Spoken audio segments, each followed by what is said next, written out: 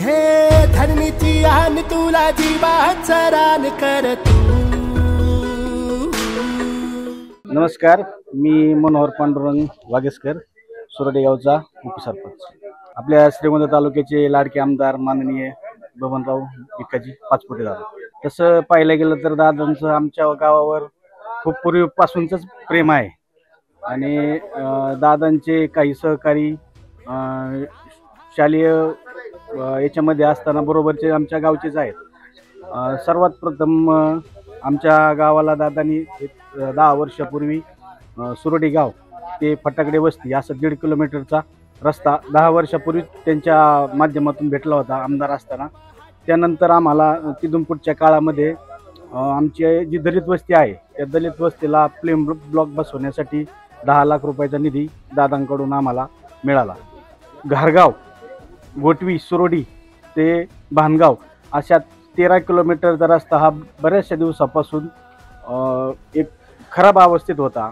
दादांकडे आम्ही वेळोवेळी त्याची मागणी केली आणि आमच्या मागणीला मान ठेवून दादांनी आम्हाला तो 60 कोटी रुपयाचा निधी रस्त्याला उपलब्ध करून सध्या त्या रस्त्याचे काम युद्ध पातळीवर चालू आहे व थोड्या दिवसात ते पूर्णत्वास येईल। आणि त्यानंतर आम्ही दादांना परत एकदा निधीची मागणी केल्यानंतर आम्हाला दलित वस्तीसाठी 10 लाख रुपयाचं समाज मंदिर बांधण्यासाठी दादांनी निधी अवेलेबल केला। आमच्या गावची लोकसंख्या थोडी कमी असूनही आम्हाला भरपूर मोठ्या प्रमाणात आमच्या अपेक्षेपेक्षाही जास्त दादांनी निधी देऊन खूप छान काम केलेलं आहे। फ्लेम ब्लॉक बसवल्यामुळं की जे मंदिराचे पुढचे जे ग्राउंड असतील ते अस्तव्यस्त होते, ते सगळे असे व्यवस्थित झाले।